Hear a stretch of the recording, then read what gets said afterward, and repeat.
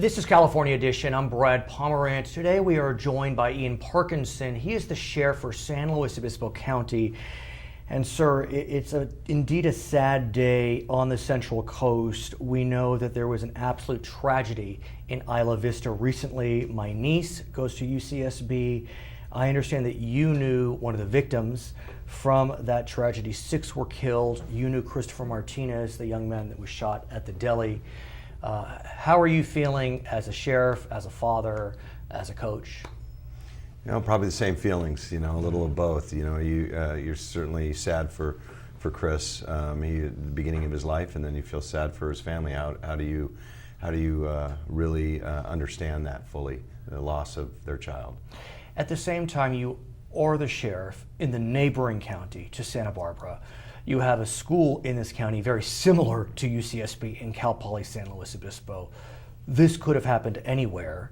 It could have happened at Cal Poly. Absolutely. It happens everywhere all the time. It does, and that's part of the tragedy, is that as Richard Martinez, the father of Christopher, was just distraught on the news, we all felt for him.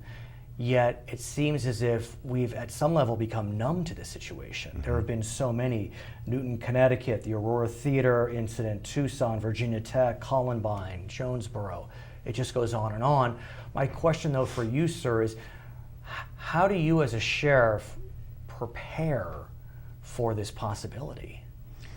Well, I think personally for me, first I got to do your best to take the emotion part out of it and really look to the logical end of it. Mm-hmm. And it's easy to emotionally blame guns or knives or an object. But I think for me, I've got to start looking at it from a logical point of view, and that is how do we respond, and then what can we do to identify ways to prevent it. Let's talk about response.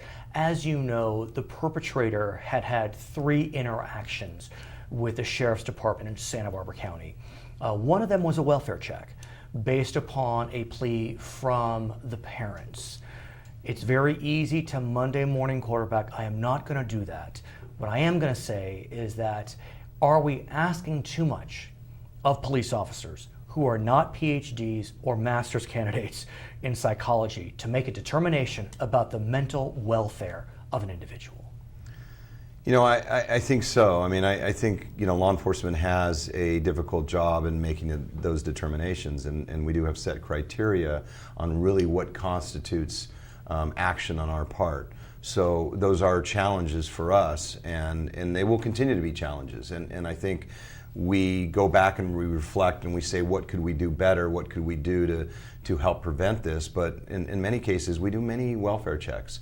And many times, these aren't violent people necessarily, but they're mentally ill people. Right.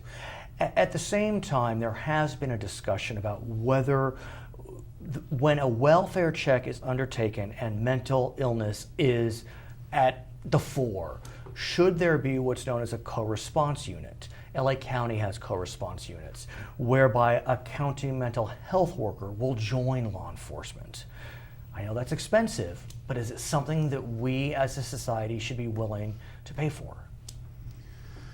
Well, I would say I would take the money part out of it for a minute. Fair because enough. Let's just say, will it work? And is it something that will help prevent this? And so I would say, money aside, I think we all agree that you know, a child's life is worth Right. any amount of money. It's invaluable. So I think the way, you know, I would say is, could they detect this behavior? Could they predict it? And let's talk more about that when we come back. For our viewers on HLN, I want to thank you so much for joining us. For our other viewers, we'll be right back with Sheriff Ian Parkinson. And sir, that begs the question. And the question is, could the officers detect the mental frailty of the perpetrator? If you watch the videotape, if you read the manifesto, this young man was disturbed, but in my opinion, brilliant. Probably his downfall. And so even if you had a PhD psychologist, psychiatrist, whatever it is, with the officers, is this something that we should expect that can be ferreted out? Well, I would say, looking at the only video I saw, and that was the one released right before the shooting, I would say yes, there's some strong indicators there. And I think from my perspective, I would say that they're better off pursuing criminal threats and taking a really criminal response to it rather than the mental health. And I say that because if you are pursuing the criminal charges, the mental health will be part of that and mandatory treatment potentially. It's interesting you mentioned that. You may be familiar with a relatively new law called Laura's Law, which has been adopted in just a couple of counties. I think Nevada County, Orange County, I don't think in this county. And what I understand is Laura's Law allows law enforcement to mandate mental health treatment. Yes. Where are we, if you know, on the implementation of Laura's Law in SLO? Well, funny you mentioned that. I'm having a meeting coming up in the next couple days with mental health representatives. I've done extensive research over the last year and a half on Laura's Law, and I think on face value it looks something that is very worthwhile. I think when you contact some of those counties and how much it's been implemented, it's not necessarily been implemented as much as we would think it is. So I think there's value. Any solution is of value, and I think that's what we're faced with. It's a multi-tier approach to solve this problem. You can't solve it with one regulation or one method. We also know that when the officers went to visit the perpetrator during this welfare check, for whatever reason, they were not in possession of the following information, that being that the perpetrator owned 3 guns legally. Senator Steinberg, the Senate Pro Tem in Sacramento, believes that maybe we should have a law which mandates that when a welfare check is undertaken, the officers be in possession of legal information about legal ownership of guns. What's your sense on that? Well, and that in itself, I don't see as a problem. I think that is good, valuable information. What specifically happened in this case in Santa Barbara, I really don't know the specific details, but I can say, speaking for my agency, that would be something that we would want, and we would require that the dispatcher, check for the deputies responding to a call like this. Is that standard procedure now in SLO County? Yes. Okay. I also want to ask about another piece of legislation pending, and it is known as the Gun Violence Restraining Order, being proposed by Nancy Skinner and Doss Williams. Mr. Williams is an assembly member from Santa Barbara County. And this would allow friends and family of an individual to seek that law enforcement obtain a restraining order preventing gun ownership or purchase of an individual they believe is a risk to themselves or others. It's a big step. Mm-hmm. And probably a good step. I mean, I would say in general, anything we can do to help prevent these is a step in the right direction. I think in this particular case and what I've read on it, I think procedurally we'll have to figure out how it'll actually work. But in many of these cases, and I think in the Santa Barbara case, you'll find that the family sees some of these things and they want help. These parents were crying for help. I mean, as you may have read, both parents, divorced by the way, drove up together while the incident was unfolding because they received the manifesto and the video, and I mean, it's just devastating for them. I do want to ask you though about whether we're so focused on mental illness that has it become a red herring? Because look, as I understand it, mental illness is but a small portion of those mentally ill that commit violent acts.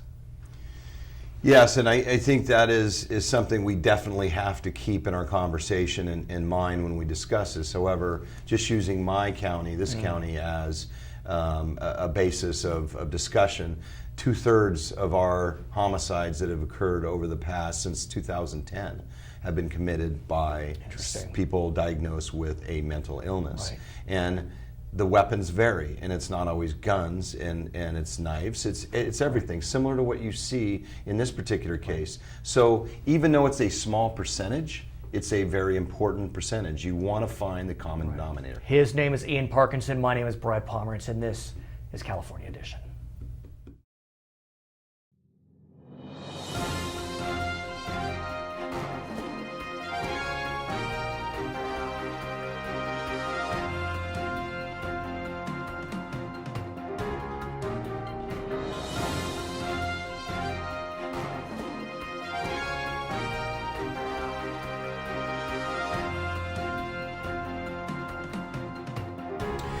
Welcome to California Edition. My name is Brad Pomerantz. We are joined by Debbie Arnold. She is a supervisor in San Luis Obispo County. And I recently learned, Supervisor, that one of the victims of the Isla Vista shooting grew up in San Luis Obispo County. Christopher Martinez. I think it's from Los Osos, I believe. Ian Parkinson, the sheriff, was his baseball coach in elementary school. I feel like I'm going to start crying as I'm talking about it. How are you feeling as a supervisor from this county, as a mother? How are you? That was absolutely tragic. As a supervisor from the county, as a mother, as a community leader, right. I think we can all agree that when these things happen, it's just unbelievable and it's just devastating. And what's so devastating is, so my niece goes to UCSB. She's a freshman. She was essentially choosing between UCSB and Cal Poly. I mean, these are like sister schools. This could have been Cal Poly San Luis. Absolutely, I mean, Brad. It Cuesta, could be anywhere. But it just brings it so much more home. Mm-hmm. That's right. So in the wake of the proximity of this, what are you doing as a leader, as a mother, to try to get a handle on the situation, to try to prevent it from happening in the future? Once the shock wears off, Right. I think we all start to look around and say, how could this have been prevented? Right. And in this case, I mean, we look at what happened down there, and my first thought was to meet with our mental health folks and try to discuss and learn more about what kinds of programs we have in the county and what more we can do. And I want to talk about mental health because I've said this before. We know that the Santa Barbara Sheriff's Department went on a welfare check of the perpetrator. Some people have criticized the department because they didn't enter their apartment, whatever it may be. But these are police officers. These are not PhDs. These are not psychologists. These are not psychiatrists. Are we really expecting too much?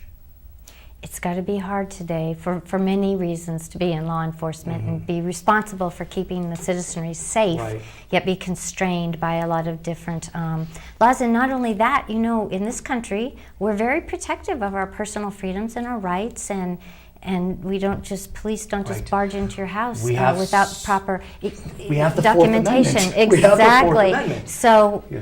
all that being said, I think it's just. It's But one what's of those, even more frustrating, and you as a mother can appreciate this, I as a father can appreciate this, the parents sought the welfare check. It was the parents that were crying for help, and yet their son, who was an adult, has those rights. And it just breaks your heart that in so many ways we are constrained. You may know something called Laura's Law, which is a law that allows counties to mandate court-ordered mental treatment. Only a couple counties have adopted Laura's Law. Is it time for San Luis Obispo County to adopt Laura's Law? I've been having that discussion with some of the folks that work Sure. in our public health department, Right. mental health department, and you get mixed. It's kind of a mixed bag. You get mixed feelings from them, and that is. In fact, in our county, I'm being told that we have so many programs that maybe Laura's Law is not necessary, Interesting. but it's walking a fine line between personal rights and freedoms. When we come back, I want to speak with you about another amendment to our Constitution. It's called the Second Amendment. It's being discussed a lot lately. For our viewers on HLN, I want to thank you so much for joining us. For our other viewers, we'll be right back with Supervisor Debbie Arnold. So, Supervisor Arnold, I want to speak about the Second Amendment. Number 2 in the Constitution. It's pretty high up there. As you know, when Richard Martinez spoke after the tragic death of his son, he expressed tremendous frustration towards the National Rifle Association, which are ardent supporters of the Second Amendment. I am not casting any aspersions on Mr. Martinez, and he lost his son. But it brings up the issue, aside from his pleas, about the scope and breadth of the Second Amendment. And I ask you that, especially as a supervisor from San Luis Obispo County, where it's more urban areas have one view of the Second Amendment, it's more rural areas have another. Right, and that's right. And I think, it is the Second Amendment. Right. And so, of course, we expect many people to be protecting it for different reasons here in this country and this county. We live in a rural county, so we have a lot of people that own guns and use guns and so forth. Beyond that, this particular incident, it can be argued that I believe the first 3 victims were assaulted with a knife and a car. And the guns were legally purchased. Exactly. So, I mean, we do see a lot of abuse of firearms in our country, all over our country. But again, there needs to be a discussion and debate. The Second Amendment is very important. We have cities in our country that have banned firearms and within city limits, and we have other countries. Although those bans get struck down because of the many power. times, but we also see statistics that in some cases crimes become worse. We have more. What's so interesting, here we are in great big grand California, and if you live in Los Angeles, if you live in San Francisco, you may not know anyone who owns a gun. That's literally right. If you live in a Atascadero, you may not know anyone that doesn't own a gun. That's right. And yet we're all one big state. And so I really feel as if that it's a conversation that's so difficult to have because urban dwellers and rural dwellers are coming from such different tableaus. I mean, just completely different tableaus. That's right, yeah. So how do we commence this conversation? And that's just it, to try to, wind down the emotion and just have conversation. And I think debate and conversation and education and those kinds of things is what we need to depend on, to... I want to get a sense from you about a proposal. You may have heard of it. If you hadn't, forgive me, but I think you can work it through. There's a bill that's pending in Sacramento. They're just discussing it that would create what's known as a gun violence restraining order. And it would allow friends and family to turn to law enforcement and seek law enforcement's assistance in getting a restraining order to prevent an individual from possessing guns or buying guns. It's a lot of good minds trying to come together and think up solutions that fit the need of today. And here we go, good conversation on that, and with the proper limitations, maybe that's something that would work. Because one could argue you could have a violent spouse make up a hooey story about the non-violent spouse so they can't have a gun. That's right, and it's always the problem of will this be abused? Will there be loopholes that can take advantage of the situation? But on the other hand, a particular combination might be the key to all this. If you've had certain illness or you've have a record. I think it's fair, correct me if I'm wrong, even the strongest of advocates of the Second Amendment do not believe that those that are mentally ill should possess firearms. The same as young children. I mean, there are limitations. Of course. Yeah, besides your, being a citizen of this country. So it could be that the key is in finding some kind of combination and making certain that it can't be abused. Let me ask you, given that we are so close to Santa Barbara in San Luis Obispo County, how are your constituents doing in the wake of this violence? Is it top of mind? Has it been pushed aside because it's so prevalent these days? Well, I'll tell you, a few years ago, this was unheard. This kind of thing was unheard of, and now over the past decade and a half or so, we've seen this more often. So I don't know, and I know when things happen close to home, it hits home, doesn't it? And so I think we've all been really thinking and really feeling sorry about what we've seen happen in our neighboring county. Her name is Debbie Arnold. She's a supervisor in San Luis Obispo County. My name is Brad Pomeranz, and this is California Edition.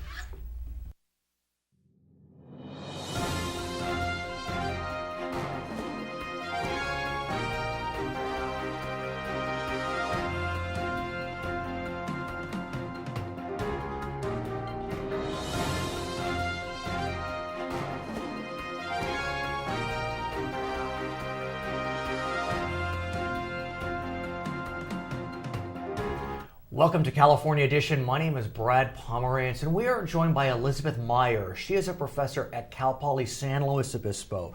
She has written 2 books. This one, Gender Bullying and Harassment, focusing on sexism and homophobia. This just came out. Supporting transgender and gender creative youth.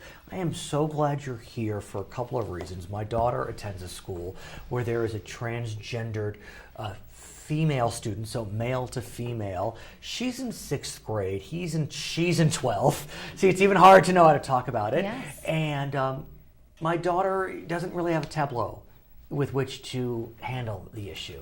Yes, and unfortunately there has Yeah. been a terrible silence in schools around issues of gender and sexual diversity. Right. And it leads to bullying and violence against many children who are different for any of these reasons. And what's so interesting is my daughter comes from a very positive place. She's not feeling discriminatory. She just doesn't know, the terms, what to say, how to And she's not alone. Right. There's teachers in schools all across the country who have no idea what language to use or what to say, because most teacher education programs don't talk about it, don't give professionals the way to understand and talk about these issues with students. And as a high school teacher myself, I remember Right. seeing my students struggle and trying to find ways, and it was my own personal initiative that gave me the knowledge and expertise to be able to talk about these issues. And to my mind, there's a very significant difference between transgender and homosexual. I mean, those are just different animals, different beasts. Absolutely, Right. but unfortunately there's a lot of misunderstanding in our Right. culture. People confuse gender identity Right. with sexual identity. And gender identity is about how you feel on the inside, your Right. relationship with yourself.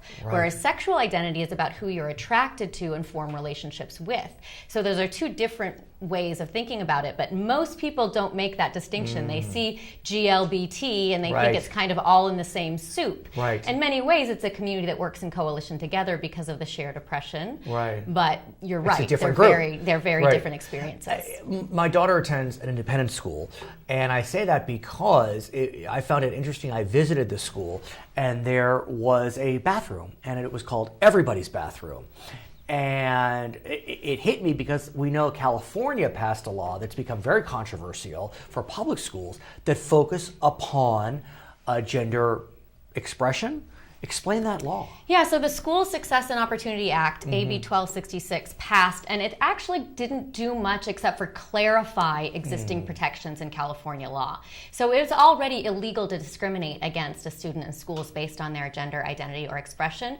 What this law does is makes clear what schools' responsibilities are to allow those students to participate in sports teams, to have access to locker rooms, washrooms, whatever, based on their gender identity. And that's what caused the controversy, is that these students could say, I select X gender, and if that gender is opposite from what they were born with, a lot of parents started getting flummoxed by the whole thing. Absolutely, and it represents the lack of understanding in our culture about transgender identity and experience, because there were all these naysayers that are like, oh, were you going to have boys dressing up as girls, Right. go into the locker Right. room and peek under the stall? Right. And I'm like, this is not really about what is going to happen. There's all kinds of sexual assaults and violence that happens in washrooms, and it's not because people are cross-dressing to kind of get under the law. We have to recognize that washrooms and locker rooms in schools are dangerous places, and we need to do everything we can to keep them safe for all youth. At the same time, it does feel as if we've turned a page, and there is more acceptance, or is there not?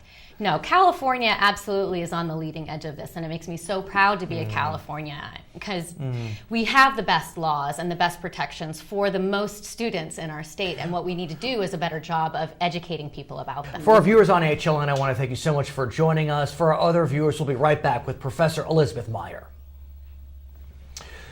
So, Professor Meyer, let's talk about the fact that at some level we may have turned a page, but there still are mistakes being made as it relates to how to interface with students that are gay, lesbian, bisexual, queer, transgender, or perceived to be as such, and may not be. Absolutely. Right. Yes. And so one of the things that I'm really excited about is we have this new anti-bullying law in California called Seth's Yes, Law. tell us about Seth. What's his last name again? Seth Walsh. Yes. He was a 13-year-old student going to a middle school in Tehachapi, California.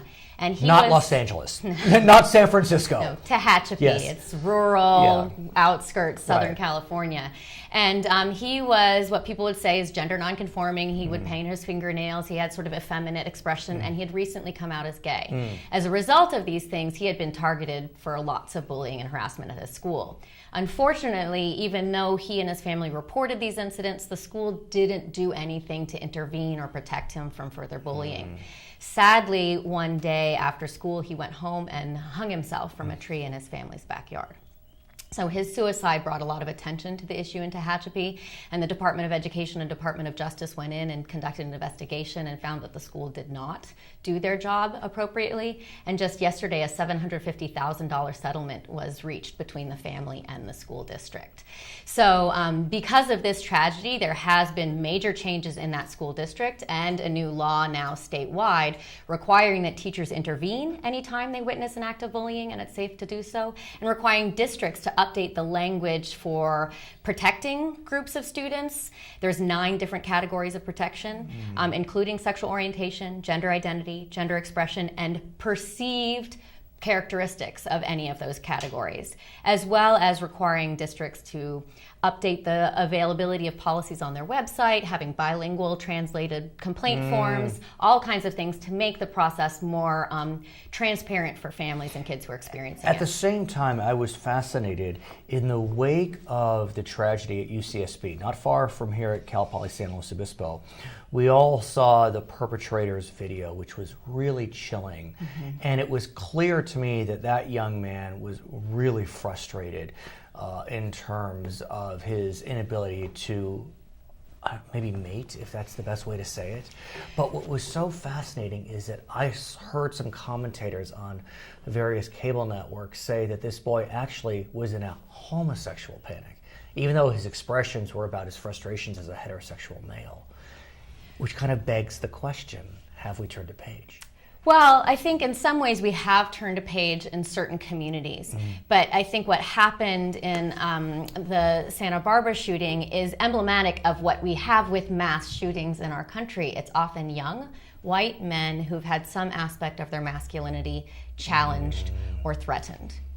And it's such a horrifying experience for a young man to be called not man enough that the only emotion that they are allowed to express is rage and violence, because we don't teach our young men other ways that are appropriate to express their emotions, to reach out for help, to talk about things that are happening to And them. this really has nothing to do at a basic level with sexual orientation. This is just sexism, sexuality. Yes, it's absolutely. It's about misogyny. It's Right. about being in a male-dominated society with a very narrow range of acceptable behaviors that men are allowed to engage in.